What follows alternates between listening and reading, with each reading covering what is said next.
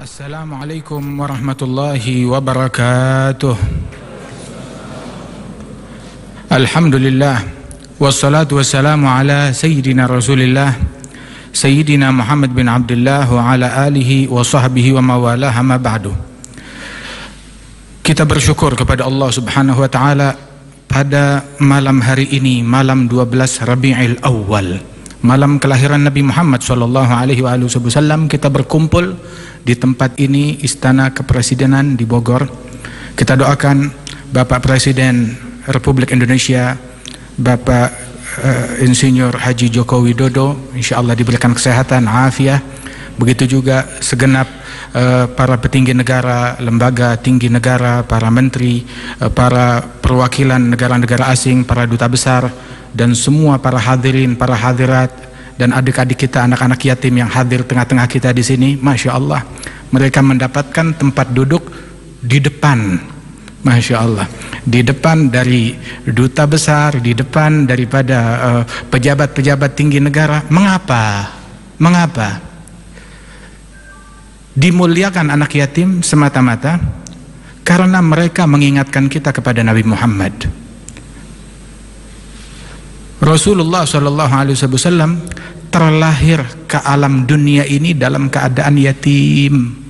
Ayahnya telah meninggal dunia, sallallahu alaihi wasallam.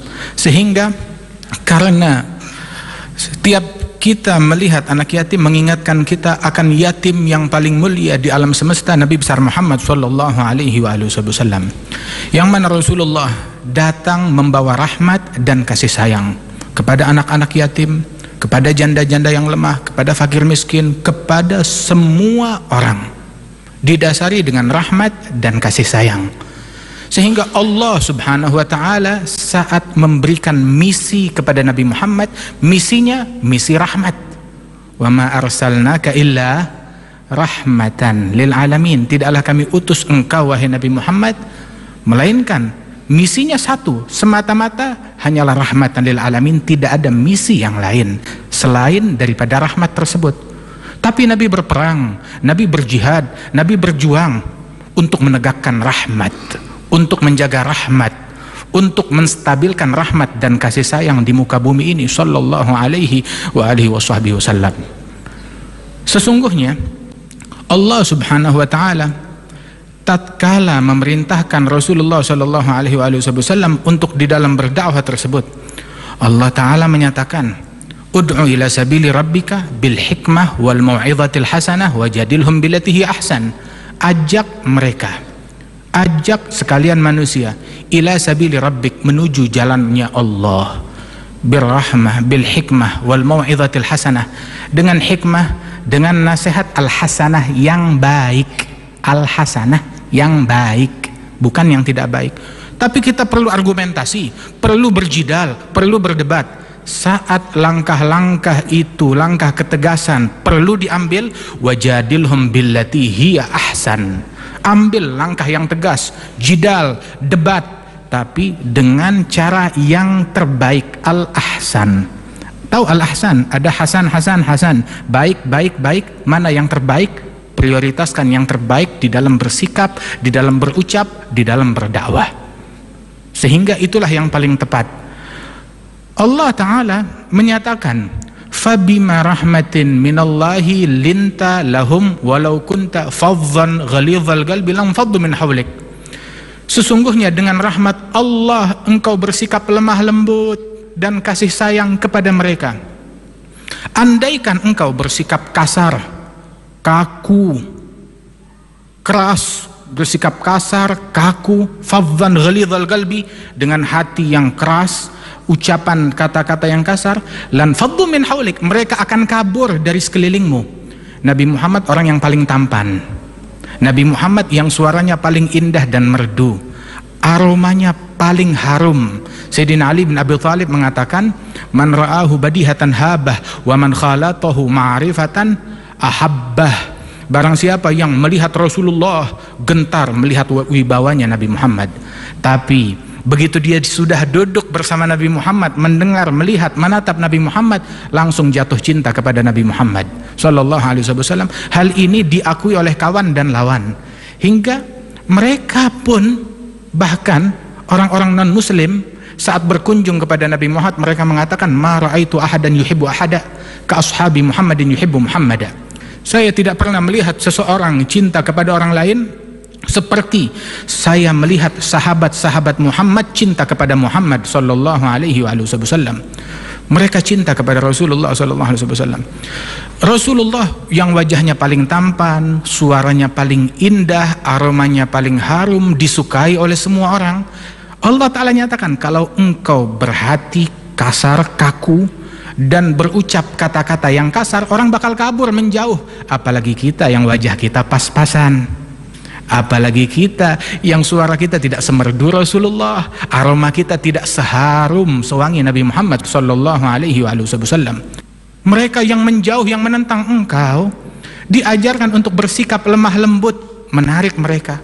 Kemudian diperintahkan fa'fu anhum, maafkan mereka. Masya Allah, berbeda, maafkan mereka. Wastaghfir lahum, mohonkan ampunan Allah untuk mereka. Dan bukan sampai di situ aja, wasyawirhum fil amri, ajak mereka untuk musyawarah di dalam perkara. Sehingga dikatakan dalam sejarah, tidak ada orang yang lebih banyak bermusyawarah dengan sahabat-sahabatnya melebihi Nabi Muhammad. Bermusyawarah dengan sahabat-sahabatnya, bahkan beliau rela meninggalkan pendapat beliau sendiri untuk pendapat mayoritas dalam hal-hal yang bisa menerima pendapat mayoritas. Tapi kalau dalam hal-hal yang memang sudah baku tidak menerima pendapat manusia, maka Rasulullah tetap teguh berpegang dengan apa yang diwahyukan oleh Allah Subhanahu wa Ta'ala. Beliau Nabi Muhammad sampai menegaskan tentang ketegasan beliau. Nabi Muhammad bersikap bukan orang yang lembek, juga bukan orang yang kaku, yang keras tanpa ada rahmat sama sekali, tidak. Beliau tegas. Disebutkan bahwasanya ya'fu 'anil dzambi idza kana fi haqqihi wa sababihi wa idza dhuyya haqqullah lam yaqum ahadun li ghadabihi. Beliau memaafkan apabila kesalahan terjadi menimpa pribadi beliau. Beliau memaafkan, ya'fu yasfah. Namun apabila syariat Nabi Muhammad SAW diganggu, beliau bersikap tegas, tidak mundur sejengkal pun dari apa yang diwahyukan oleh Allah Subhanahu wa Ta'ala. Disodorkan, dibujuk rayu dengan harta, dibujuk rayu dengan tahta, dibujuk rayu dengan segala fasilitas, keamanan dan lain sebagainya, maka Nabi Muhammad tidak mundur dari apa yang diwahyukan oleh Allah Ta'ala dan berkata, law wada'tum syamsa an yamini wal qamara an yasari ala an aturka hadzal amr ma taraktuh. Kalau seandainya, jangan lagi cuma itu semua hal-hal duniawi, letakkan matahari di tangan kanan saya ataupun bulan di tangan kiri saya untuk meninggalkan perkara dakwah ini, ajaran dari Allah Ta'ala, saya tidak akan mundur sejengkal pun juga. Sabda Rasulullah sallallahu alaihi wasallam.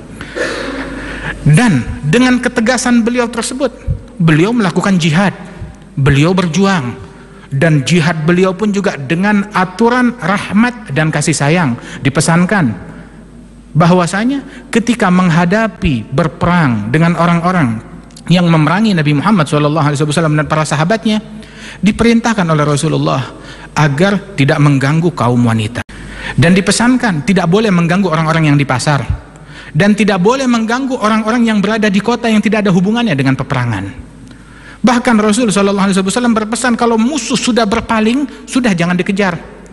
Bahkan Nabi berpesan kepada sahabat, jangan kalian berharap ingin jumpa dengan musuh, berperang dengan mereka. Jangan itu yang menjadi puncak harapan kalian, jangan itu, kata Rasulullah SAW. Berpesan kepada Sayyidina Ali bin Abi Thalib tatkala memimpin sebagai panglima peperangan, apa yang saya lakukan ya Rasulullah apabila saya telah tiba di medan perang? Nabi bilang, ud'uhum ila Islam, ajak mereka ke dalam agama Islam. Ini sudah berperang, berhari-hari berperang, dipimpin oleh panglima yang baru Sayyidina Ali bin Abi Thalib. Lanjut perang lagi, dibilang tunggu dulu, tawarkan mereka akan ajaran Islam hingga mereka berhenti memerangi kita. Kemudian Rasul berpesan, wallahi la ayyahdiyallahu bika rajulan wahidan khairun laka min humrin na'am. Demi Allah, engkau mengajak satu orang ke jalan hidayat lebih baik daripada engkau bawakan aku rampasan perang, harta yang banyak, ataupun kekuasaan dari sebuah negeri. Bukan itu yang saya cari, tapi saya ingin semua orang dapat hidayat, kata Rasulullah Shallallahu Alaihi Wasallam. Di dalam medan pertempuran tatkala berjihad, banyak sahabat terbunuh, terluka. Datang laporan kepada Nabi Muhammad, teman-teman kita banyak yang terluka, sumpahi mereka, kutuk orang-orang yang memerangi kita. Nabi menjawab dalam situasi perang, ma bu'itstu la'anan wala sabbabah. Saya diutus oleh Allah bukan sebagai tukang caci maki, bukan sebagai tukang laknat. Itu bukan saya. Habis ini kita lagi perang, innama bu'itstu rahmatan lil alamin. Aku walaupun perang atau aku diutus oleh Allah untuk rahmat kasih sayang bagi alam semesta ini. Sallallahu alaihi wasallam. Ada satu sahabat, dia minum minuman keras, kemudian dihukum. Setelah dihukum, terulang kejadian, dihukum lagi dengan hukum yang berlaku sampai 3 kali, dihukum lagi, tertangkap, dihukum. Beberapa sahabat yang lain kecewa dan marah. Ini orang dihukum berkali-kali, dia tidak jerah. Orang ini pantas untuk dilaknat, semoga dilaknat oleh Allah. Maka Nabi mendengar ucapan tersebut, Nabi marah. Nabi menegur orang ini, la takun lisyaitan aunan ala akhik. Jangan kamu membantu syaitan di dalam membuat saudaramu makin jauh dari Allah Subhanahu wa taala. Dia dikuasai oleh nafsunya, terkena minuman keras. Jangan kamu membuat dia makin hanyut, makin ikut dengan syaitan, tarik ke dia. Nabi berpesan, unsur akhaka zaliman atau mazluman, bantu saudaramu baik dia dalam keadaan zalim, jahat, ataupun mazlum, terzalimi, dijahati, bela dia. Sahabat bilang, kami membela saudara kami kalau dia dijahati, dizalimi, ditindas. Tapi kalau dia menindas, dia menjahati, dia zalim, belanya bagaimana? Nabi bilang, dengan mencegah dia daripada kejahatan tersebut. Itu yang dipesankan oleh Rasulullah Sallallahu Alaihi Wasallam. Sehingga Nabi bilang, jangan engkau maki dia, sesungguhnya dia tetap cinta kepada Allah dan Rasulnya.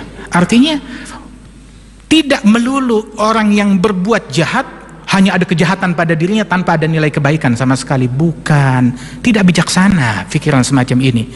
Tidak semua orang yang jahat berarti 100% jahat, tidak. Tapi pasti ada nilai kebaikan yang ada pada diri orang tersebut.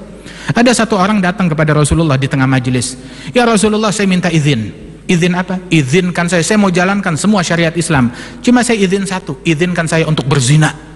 Ini kalau di majelis kita ada orang macam begitu, tengah-tengah majelis agama, tahu-tahu bilang saya izin berzina. Apa yang terjadi? Mungkin kita pukuli atau kita marah, kita maki, kurang ajar, tidak menghargai majelis. Tidak. Nabi malah mengatakan, kemari, mendekatlah. Didekatkan orang tersebut sampai betul-betul dekat di hadapan Nabi Muhammad. Nabi bertanya, apakah engkau rela seseorang berzina dengan ibumu? Dia bilang, saya tidak rela, kurang ajar itu. Apa engkau rela ada orang berzina dengan istrimu atau anak perempuanmu atau adik perempuanmu? Disebutkan keluarga perempuan yang satu persatu, dan dia berkata, saya tidak rela. Nah begitu juga kalau engkau ingin berzina, bukankah wanita yang engkau ajak berzina, mungkin dia itu ibunya seseorang, anaknya seseorang, istrinya seseorang, keluarganya seseorang. Sebagaimana engkau tidak rela, mereka pun juga tidak rela. Maka masuk ke akal orang tersebut. Dia bilang, betul ya Rasulullah, sekarang saya taubat. Tapi didikan Nabi belum selesai sampai di situ. Nabi bilang, mendekatlah lagi, sampai betul-betul dekat di hadapan Rasul. Rasulullah meletakkan telapak tangan beliau di dada orang itu. Itu orang berkata, wallahi, demi Allah, tidaklah Nabi Muhammad mengangkat telapak tangannya dari dadaku, melainkan tidak ada kejahatan yang lebih aku benci daripada perbuatan zina. Hilang, luntur kecintaan kepada perzinaan dari dalam hatiku ini, berkat doanya Rasulullah sallallahu alaihi wasallam. Wahakala Nabi sallallahu alaihi wasallam, waktu ada seorang wanita, dia mengaku, ya Rasulullah, saya berbuat zina, tolong hukum saya. Maka Nabi berkata, kamu hamil, ya tunggu sampai hamilmu selesai. Sudah selesai melahirkan, dia datang kepada Rasulullah, ya Rasulullah, sudah selesai kehamilanku, susui sampai 2 tahun. Udah selesai menyusui, ya Rasulullah, sekarang tolong dirikan hukum Allah kepadaku. Didirikan hukum Allah. Saat didirikan hukum Allah, ada beberapa orang berkata, orang ini, wanita ini bagaikan seekor anjing yang dihukum. Nabi marah, menegur, tahu apa engkau? Saat ini dia sedang berenang di sungai surganya Allah Subhanahu wa ta'ala. Siapa gerangan yang lebih hebat dari dia yang menyerahkan nyawanya untuk menjalankan aturan dan hukuman dari Allah Subhanahu wa taala. Nabi tetap melarang sahabat untuk mencaci walaupun dia itu orang yang maksiat. Mungkin dia sudah bertaubat kepada Allah Subhanahu wa taala. Nabi berpesan di dalam hadis beliau, sekarang ini akan datang Ikrimah bin Abi Jahal. Ayahnya Abi Jahal adalah Fir'aun dari umat ini, sangat jahat kepada Nabi Muhammad. Kemudian kata Rasulullah, putranya Ikrimah akan datang masuk Islam. Tolong, kata Rasulullah, jangan sebut-sebut keburukan ayahnya, kata Nabi Muhammad. Terus Nabi berpesan secara umum kepada para sahabat, la tasubbul amwat fatu'dzul ahya. Jangan kalian mencaci maki orang-orang musyrikin yang sudah meninggal dunia, jangan dicaci maki. Mengapa? Yang terganggu yang masih hidup. Anak-anak mereka yang masuk Islam, yang masih hidup, mereka terganggu kalau kalian caci maki ayah dan leluhur mereka yang sudah meninggal dunia. Jangan caci maki. Agama Islam tidak dibela dengan makian. Agama Islam tidak dibela dengan cacian. Agama Islam berjaya di bumi Indonesia ini, di semua tempat di seluruh penjuru dunia, dengan rahmat, dengan kasih sayang, dengan kegigihan, dengan kesungguhan di dalam mengemban dakwah dan ajaran Nabi besar Muhammad sallallahu alaihi wasallam. Tapi kita diperintahkan amar ma'ruf nahi mungkar, betul. Amar ma'ruf, mengajak, memerintahkan manusia kepada kebaikan dengan cara baik-baik. Nahi mungkar, mencegah manusia dari kemungkaran juga dengan cara yang ma'ruf, dengan cara yang baik. Bukan kita amar ma'ruf dengan cara yang mungkar, atau nahi mungkar dengan cara yang mungkar. Jadi dua mungkar sekarang yang perlu dirubah. Tapi kita amar ma'ruf dengan cara yang ma'ruf, nahi mungkar dengan cara yang mungkar. Kita dakwah, menjalankan ajaran Nabi. Siapa yang kita contoh? Nabi Muhammad. Qul hadhihi sabili, katakan wahai Muhammad, ini jalanku, ini jalannya Rasulullah, caranya Nabi, metodenya Nabi. Apa jalannya Nabi, kita ikuti. Nabi dalam amar ma'ruf nahi mungkar tidak pernah mencaci, tidak pernah memaki, tidak pernah menghakimi apa yang ada di dalam hati orang lain, atau menganggap orang ini jahat selama-lamanya, sial selama-lamanya di neraka. Tidak, sallallahu alaihi wasallam. Bahkan selama 23 tahun berdakwah, diuji, diteror, ditindas, diganggu, diboikot, diperangi, beliau Nabi Muhammad tidak mengeluarkan kata-kata yang kotor, bahkan tidak pernah menyumpahi kecuali kepada individu-individu tertentu yang disebutkan, yang mana Rasulullah tidak menyumpahi mereka, melainkan sudah terbukti kalau mereka itu min ahlin nar dengan mata pandangan wahyu dari Allah Subhanahu wa taala. Lain daripada itu tidak disumpahi oleh Rasulullah sallallahu alaihi wasallam. Rasul sallallahu alaihi wasallam bahkan mengajarkan di dalam ketegasan beliau, di balik ketegasan juga dengan rahmat dan kasih sayang beliau, Rasulullah berjihad, Rasulullah berperang, Rasulullah gigih berdakwah siang dan malam. Kemudian juga Rasul sallallahu alaihi wasallam juga menunjukkan rahmat dan kasih sayang, keindahan Islam di dalam semua perilaku beliau. Dan beliau sallallahu alaihi wasallam ketika ada tawanan perang, lihat, tawanan perang, mereka beberapa menit yang lalu membunuhi, memerangi kaum muslimin, ada tawanan perang, Nabi pesan apa? Istausu bil asiri khaira. Saya pesan, perlakukanlah tawanan dengan baik-baik. Hingga tawanan perang di kota Madinah, mereka mendapatkan jamuan makanan yang paling istimewa, mendapatkan jamuan makanan yang paling istimewa. Kita membaca ayat di dalam Al-Quran, Allah memuji sekelompok manusia dari ahli baitnya Nabi Muhammad, yut'imuna ta'ama ala hubbihi miskinan wa yatiman wa asira. Orang-orang yang memberikan makanan kepada orang miskin, anak yatim, dan tawanan perang non muslim, dia beri makan. Sayyidina Ibrahim, dia tidak mau makan kecuali bersama tamu.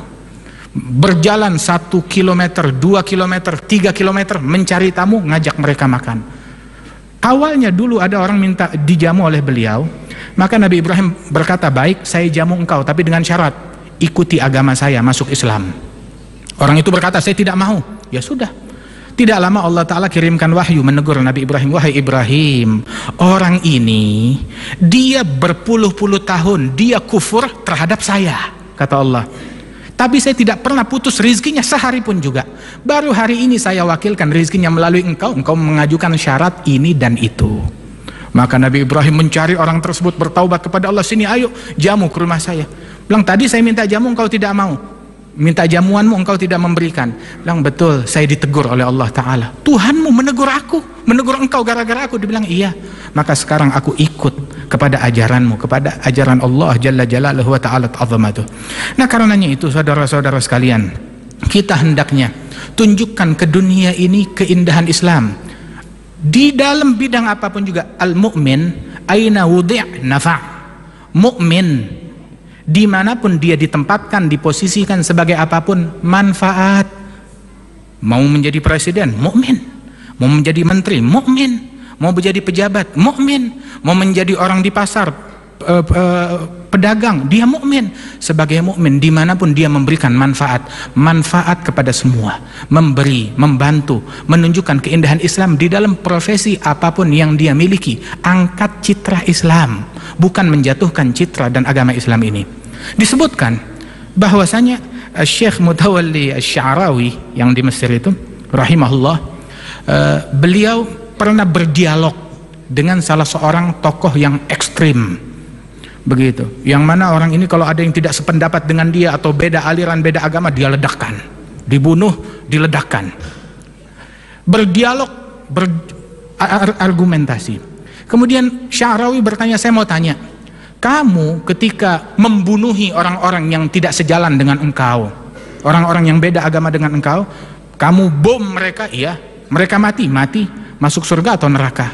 Dijawab, ya masuk neraka. Oh iya. Pertanyaan kedua, tujuan syaitan memasukkan manusia ke dalam surga atau neraka? Dijawab, syaitan tujuannya memasukkan manusia ke dalam neraka sebanyak mungkin. Ya kalau begitu kamu dengan syaitan sama. Satu tujuan, satu misi. Mungkin kamu lebih hebat dari syaitan. Syaitan untuk memasukkan orang ke dalam neraka perlu proses. Itu orang sholat panjang lebar bertahun-tahun, begitu dibikin tidak ikhlas, dibikin riya, dibikin ujub, dibikin makan yang tidak baik, hingga akhir hayatnya masuk neraka. Perlu proses panjang lebar. Tapi ini dia lebih hebat, lebih pinter.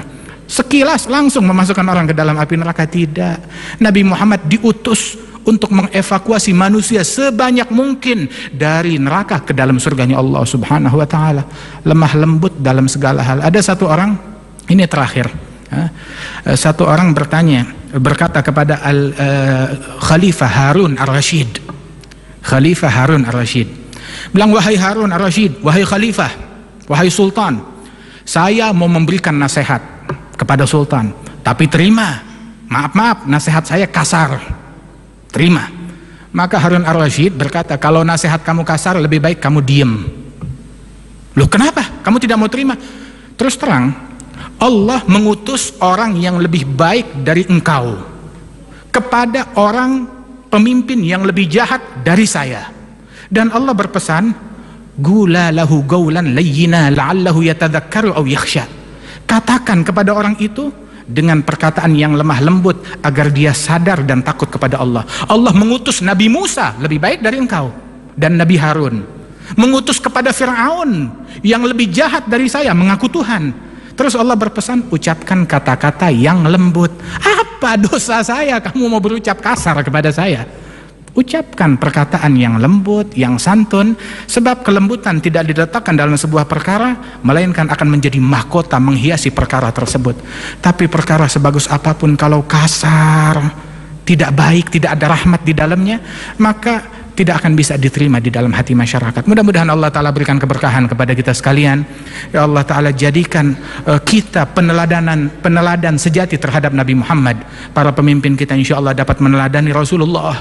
Kemudian juga para ulama kita meneladani Rasulullah.